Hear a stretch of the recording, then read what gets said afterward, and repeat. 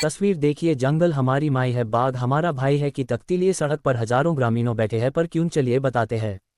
बालाघाट के उकवा से सामने आई बड़ी खबर पर रुख करते हैं, जहां बहर विधायक संजय उइके के नेतृत्व में हजारों ग्रामीण सड़क पर उतर आए और बालाघाट बहर मार्ग पर उकवा में चकाजाम कर दिया।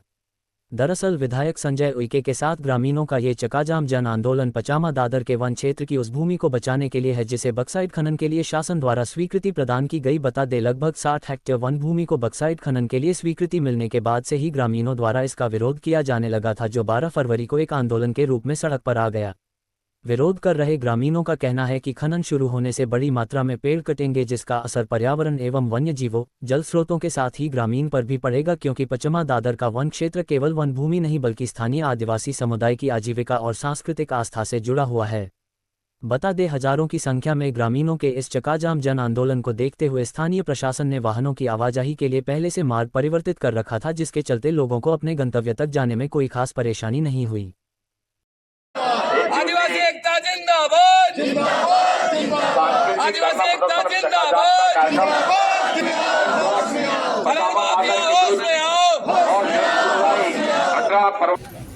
आज जो यहाँ पर चक्काजाम किया जा रहा है, ये हमारा यहाँ से बालाघाट की तरफ जाते हैं तो बाएं तरफ में जो पहाड़ी दिख रही है लौगुर और पचामा दादर, ये लौगुर और पचामा दादर में बॉक्साइट के लिए 117 हेक्टेयर, 35 हेक्टेयर, 60 हेक्टेयर और 156 हेक्टेयर बॉक्साइट खनन के लिए सरकार द्वारा खोला गया है। ब्लॉक आवंटन की कार्रवाई हो चुकी है और ये पूरा का पूरा क्षेत्र वन क्षेत्र है। हम लोगों की मांग है, ग्रामीणों की मांग है कि ग्राम सभा से कोई सहमति नहीं ली गई, ग्राम सभा से कोई परामर्श नहीं लिया गया। ये 5वीं अनुसूची क्षेत्र है जहाँ पेसा एक्ट लागू है, जहाँ की ग्राम सभा की सहमति वन भूमि हो या गांव की सीमा के अंदर में जो भी भूमि हो, उसके लिए किसी भी प्रायोजन के लिए ग्राम सभा की सहमति आवश्यक होती है। दूसरी बात, वनाधिकार कानून देश में लागू है।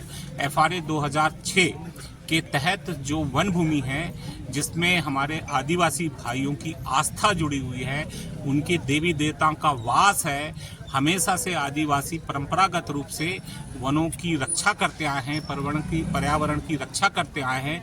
वन अधिकार कानून ये कहता है कि सामुदायिक वन अधिकार, व्यक्तिगत वन अधिकार, सामूहिक वन संसाधन के अधिकार FRA एक्ट के तहत मिलना चाहिए था और किसी भी परियोजना को वन भूमि आवंटित करने के पहले FRA कानून का क्रियान्वयन करना जरूरी है, FRA आवंटित करना जरूरी है, जो नहीं किया गया है। और AIA के एक ड्राफ्ट तैयार किया गया है जिस पे जन सुनवाई की जा रही है।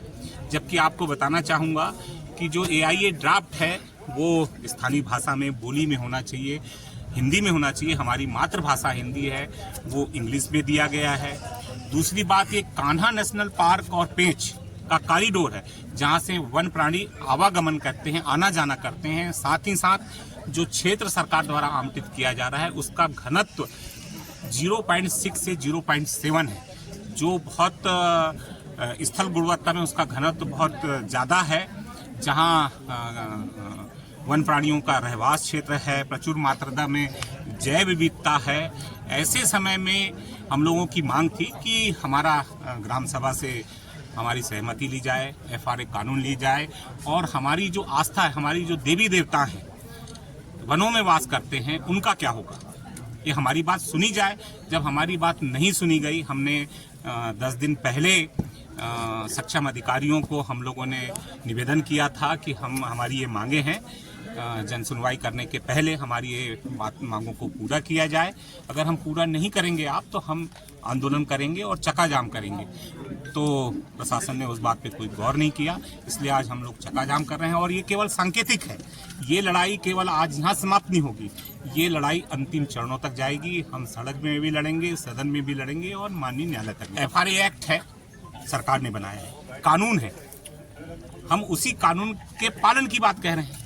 हम बड़े दुविधा वाली बात है कि फॉरेस्ट अगर एक आदिवासी जंगल में एक लकड़ी काट दे, भूले से एक लकड़ी काट दे, तो उसके ऊपर केस बना देते हैं। गाय चरने चले जाए तो उसके ऊपर केस बना देते हैं। आज 60 हेक्टेयर जमीन आप बिना किसी चीज के तुरंत में दे रहे हैं। वन प्राणियों की बात नहीं हो रही है। हम लोगों ने आज यहाँ पर 7 हमारे वन अधिकार कानून के लिए फॉरेस्ट राइट एक्ट में वन संसाधन के अधिकार लगाए हुए, 1 साल हुए लगाए हुए, अभी तक नहीं मिल पाया है। कल हमारी प्रशासनिक अधिकारियों से चर्चा हुई। प्रशासनिक अधिकारियों का ये कहना था कि जनसुनवाई आप होने दीजिए, जो मुद्दे आज आप यहाँ उठा रहे हैं जनसुनवाई में उठाइए। तो हमारा ये कहना था कि अभी 117 हेक्टेयर और 35 हेक्टेयर की ग्राम घोंदी में जनसुनवाई की है उन्होंने। उसके पहले उन्होंने अवैधानिक रूप से ग्राम सभा की सहमति ले लिए, सरपंचों को डरा के ले लिए, सचिवों को डरा के असंवैधानिक तरीके से ग्राम पंचायत की सहमति ले लिए और एनओसी दे दिए। और कहा जा रहा है एफआरए कानून हम बाद में पूरा आपको दे देंगे। जब आप पहले जो सहमति दिए हैं, किसी भी तरह से सरकार ने सहमति ली, उस पे जब आप काम नहीं कर पा रहे हैं तो अभी कैसे कर पाएंगे? इसलिए हमारी ये लड़ाई है।